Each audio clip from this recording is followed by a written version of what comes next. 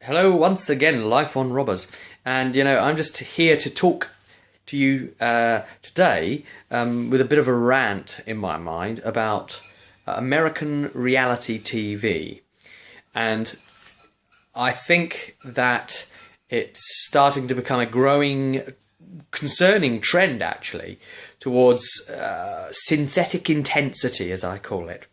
A sort of fake drama.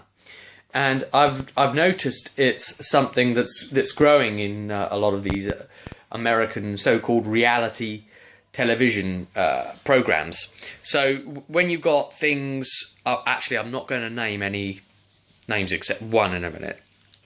So that way I think the people will know who and what they are. But as it tends to be different in other countries, a lot of the formatting and editing, you see, is what makes it so striking. And what the tendency's been doing so far with a lot of the American ones is to try and build tension by way of editing to suggest that there are events taking place in a fashion and time frame that are not actually taking place in.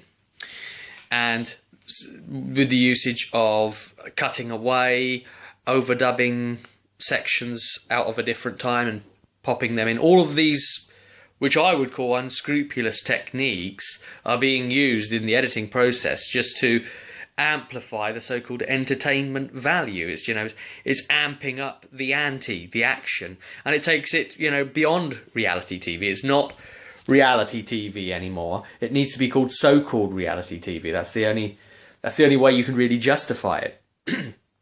And I think it's a growing trend that I actually find quite concerning, because ultimately then at the end of the day, what are you watching? Is it real? Is it scripted? And then it actually turns into a weird amalgam actually of the two.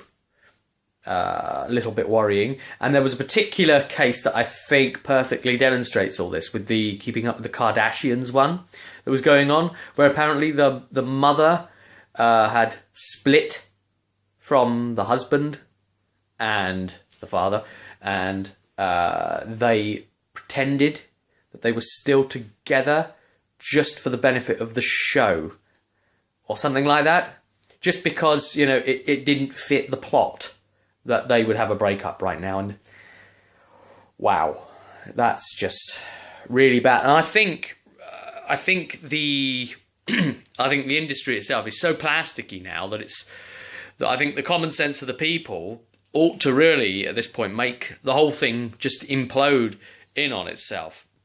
The other concern is that a lot of these techniques now are starting to be adopted by other countries. So I've noticed it in the UK. I tuned into a bit of I'm a Celebrity, Get Me Out of Here, the UK programme, and I've noticed that one particular technique is being used, and that is the post-interview discussing current footage being seen. So in other words, they show you a piece of footage, someone going through something, say, dramatic in some way, and then you see an interview with the person after the event talking about what happened, but you'll notice that they always talk about it in a manner as if it's really happening now. So they'll say something like, I don't know what to do here, even though it's clearly after it's happened, and he's confronted and, I don't know if I'm going to get shot in the face. Does he have a bullet hole there? I mean, it's it's completely bonkers.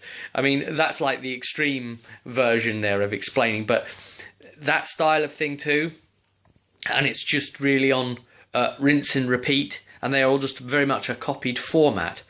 So more than just a rant even, I'm just here to say, look, this is actually the techniques that are being used. I'm challenging them, just making you aware that these are the techniques being used, and they aren't necessarily completely reality. And as long as you're aware of that, then you won't you won't credit it with quite the reality entertainment factor that perhaps Some people are at the moment. Well, that's it for me. I'll see you on the next one.